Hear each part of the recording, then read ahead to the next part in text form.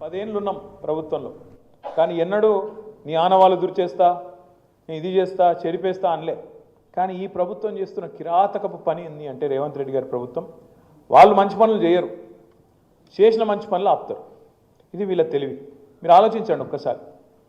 మనం ఎవ్వరం కూడా హైదరాబాద్ నగర అభివృద్ధికో, తెలంగాణ అభివృద్ధికో, తెలంగాణలో పేదలకు మంచి జరుగుతుంటేనో అందరం కూడా సహకరిస్తాం, అందరం కూడా సపోర్ట్లు కొడతాం, అవసరమైతే ముంగటి వరుసలు నిలబడి మంచి పని చేస్తున్నారని చెప్తాం.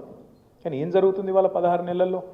వీళ్ళే కదా చెప్పింది 100 రోజుల్లో 6 గ్యారంటీలు అన్నారు. 500 రోజులైంది, 500 రోజులైంది, 100 రోజులు కాదు 500 అయింది.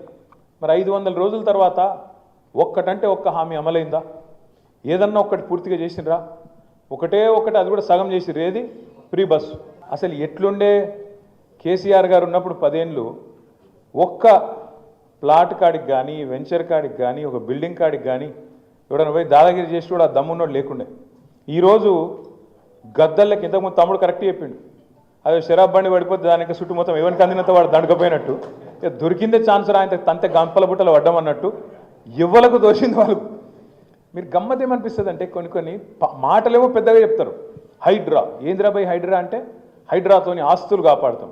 ఎవరి ఆస్తులు కాపాడుతావు? హైడ్రాతోని ఆస్తులు కాపాడుతాం. ఎవరి ఆస్తులు కాపాడుతారంటే పక్కా కాపాడుతారు. పొంగులేటి శ్రీనివాసరెడ్డి ఇల్లు మాత్రం ముట్టరు. ఏది చెరువుల FTL ఉన్నా శ్రీనివాసరెడ్డిది ముట్టరు. పట్నం మహేందర్ రెడ్డి నట్టనడమ చెరువులో కట్టినా ఆయనదేం కాదు. KVP రామచంద్రరావుది చెరువు మీదనే ఉన్నా ఆయనది ముట్టరు. అట్లాగే రేవంత్ రెడ్డి వాళ్ళ అన్న తిరుపతి రెడ్డి గారిది FTL లోపలున్నా దాన్ని ముట్టరు. ఇక మరి ఎవడు దొరికిండు తేరగా? అల్కగా దొరికిటాడు ఎవడు? గరీబుగాడు. కొట్టుర్రా అంటే కొట్టుర్రు, కొడతారు. మళ్ళీ మీ ఎమ్మెల్యే సాబ్ది కూడా ముడతలేరా? ఎమ్మెల్యే సాబ్ది కూడా ముడతలేరు, కొడతలేరు. కొట్టేతందుకు ముట్టేతందుకు ఎవడు అల్కగా దొరుకుతాడు? గరీబుగాడు. ఏడ దేవులాడాలి? దేవులాడురి. ఒక బస్తున్నది, ఇందులో గరీబుగాళ్ళు వచ్చి వాళ్ళు వేసుకున్నారు, ఉడిచారు. కొట్టుర్రా అంటే కొట్టురు. ఏం చేయాలి మళ్ళీ? కింద మళ్ళీ ఎవరికో లాంచాలు, రకరకాల కథలు, కార్యక్రమాలు మీకు అన్నీ తెలుసు. నేనేమంటున్నా అంటే 24 గంటలు నెగిటివ్ పనులేనా? పాజిటివ్ పనులు చేసేదేం లేదా?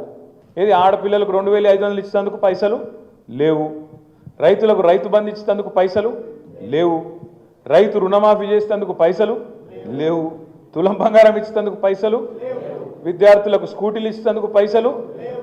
మరి ఏమిటికున్నాయి? వీటికి పైసలు లేవు. స్కాలర్షిప్ లేవు, మన్ను లేదు, మశానం లేదు, ఏది లేవు. ఇవన్నిటికీ లేవట. కానీ మూసీకి మాత్రం 1,50,000 కోట్లట. ఎందుకే 1,50,000 కోట్లు మూసి? ఆ మూసీతోని మురిసే రైతులు ఎంతమంది? వచ్చే ఆయకట్టు ఎంత? వచ్చే ఉద్యోగాలు ఎన్ని? దానివల్ల వచ్చే లాభం ఏంది? అంటే చేయొద్దంటలేం. షోకులు ఎప్పుడు వాడాలి? ముందు కడుపు నిండాక వాడాలి. ఇక కడుపు నిండికి దిక్కులేదంటీడా. అదే అంటారు చూడు, మింగం ఎత్తుకులేదు కానీ మీసాలకు సంపంగా నూనె పెట్టిండే టెన్కటికి కూడా. పోజులు ఎందుకు నాకు అర్థం కాదు. రైతుకు రైతు బంధు ఇవ్వవు, రుణమాఫీ చక్కగా చేయవు. అంటే ఎంత దగాకోరు, ఎంత బట్టెవాజ్ ప్రభుత్వం ఇది అనేది ఒక సామాన్య రైతుకు కూడా నవాపేటలో కూడా అర్థమైంది. గట్లా ఫిబ్రవరి 31 రాదు, రేవంత్ రెడ్డి రుణమాఫీ కాదు.